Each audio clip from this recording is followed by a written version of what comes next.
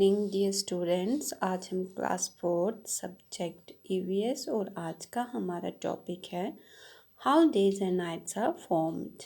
जैसे कि बच्चों हमने यहाँ तक पढ़ा था, now the teacher said we will write the word. अब जब उनको टीचर बोलती है कि चलो अब हम जो वर्ड है लाइट यानी कि रोशनी, वो हम बॉल के उस साइड लिखेंगे जहाँ पे टॉर्च की रोशनी पड़ रही है, और डार्कनेस हम वहाँ पे लिखेंगे जहाँ पे लाइट टॉर्च की लाइट नहीं पड़ रही। आज हमें नेक्स्ट पढ़ना है, तो चलिए बच्चों स्टार्ट करते हैं। Now I shall move the ball slowly.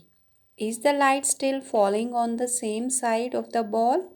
अब टीचर उन्हें क्या बोलती है कि चलो अब हमें बॉल को स्लोली धीरे धीरे मूव करती हूँ।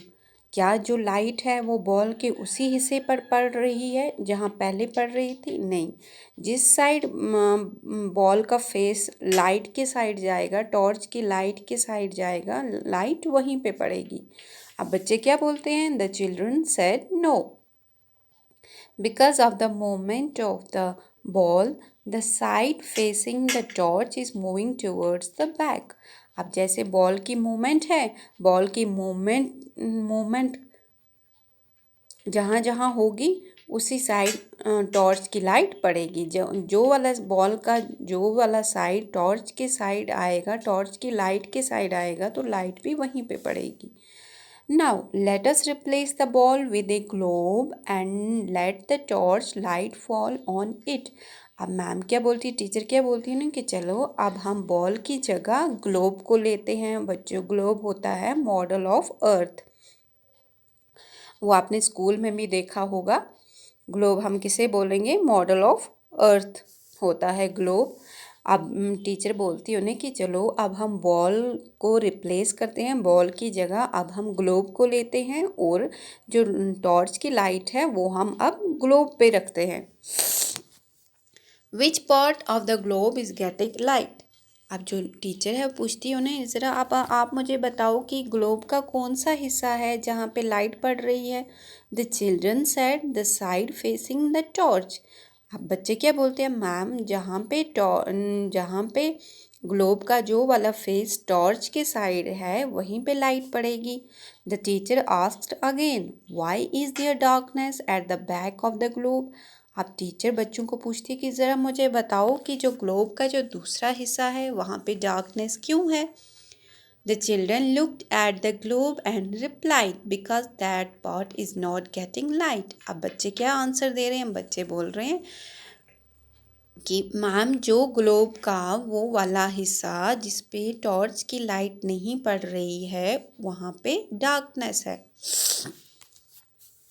Now I shall move the globe slowly. What do we see? asked the teacher. अब टीचर ने बोलती कि चलो अच्छा बच्चों, अब मैं ग्लोब को स्लोली मूव करती हूँ, धीरे धीरे मूव करती हूँ। तो आपने व्हाट डू वी सी, तो आपने मुझे बताना है आपने क्या देखा। The side of the globe facing the torch gets light and there is darkness on the other side. अब जो ही टीचर ग्लोब को ऐसे मूव करती जा रही है तो लाइट, टॉर्च की लाइट वहीं पे पड़ रही है। जो ग्लोब का जो हिस्सा टॉर्च की लाइट की तरफ आ रहा है और जो बाकी का है वो डार्कनेस है, वहाँ पे अंधेरा है। तो बच्चों ये देखो, यहाँ पे ग्लोब का मॉडल भी दिया, यहाँ पे अर्थ का मॉडल भी दिया। आप देखिए, ये आपने देखा होगा, ग्लोब है ये। तो अब नेक्स्ट पढ़ते हैं। Do you know the earth also rotates on its axis from west to east. तो बच्चों आपको पता है जो अर्थ है वो अपने ही इर्द गिर्द चक्कर काटती है ऑन इट्स एक्सिस। जैसे कि बच्चों मैं आपको बताती हूँ, ये देखो ग्लोब, जैसे ग्लोब है ऐसे ही अर्थ भी है, और एक्सिस पॉइंट सेंटर पॉइंट है जैसे आप देख रहे हैं।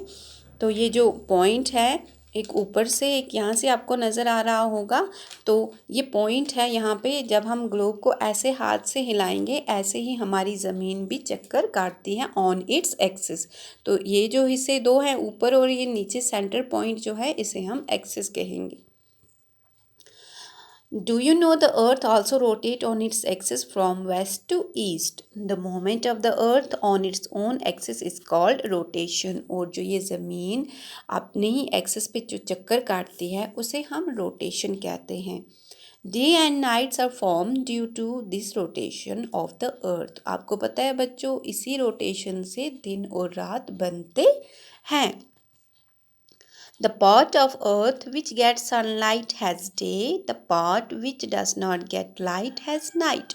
जैसे कि बच्चों हम आपको बता रहे हैं कि जैसे ज़मीन का वो हिस्सा, जब ज़मीन ऐसे चक्कर काट रही है, ज़मीन का वो हिस्सा जब वो सूरज की तरफ आता है तो वहाँ पे डे होता है, दिन होता है, और चक्कर काटते जो हिस्सा सूरज की लाइट की तरफ नहीं होता वो नाइट होती है, वो उसे हम नाइट कहते हैं. The earth complete one rotation on the axis in 24 hours. We call it a day. और आपको पता है बच्चों, जो ये ज़मीन है, जो ये अपना एक्सिस कंप्लीट करती है one rotation on the axis in 24 hours, और ये कितने घंटे में कंप्लीट करती है? 24 घंटे में, 24 आवर्स में. The earth also revolves around the sun. आपको पता है बच्चों, जो हमारी ज़मीन है वो सन के इर्द गिर्द भी चक्कर काटती है. The time taken by the earth to complete one revolution around the sun is called 1 year. और जो टाइम, जो वक्त ज़मीन को सन के इर्द गिर्द चक्कर काटने में, एक चक्कर काटने में, कंप्लीट एक चक्कर काटने में उसे 1 ईयर लगता है. कितना बच्चों? 1 साल. कितना? 1 साल. जैसे कि यहाँ पे लिखा है, the earth to complete one revolution around the sun is called 1 year. तो उसी से 1 साल बनता है. जब हमारी ज़मीन सूरज के इर्द गिर्द एक चक्कर पूरा कंप्लीट करती है उसे हम 1 ईयर कहते हैं. आई होप बच्चों आपको ये समझ आया होगा. अब नेक्स्ट टाइम हम इसके क्वेश्चंस करेंगे. Okay, thank you.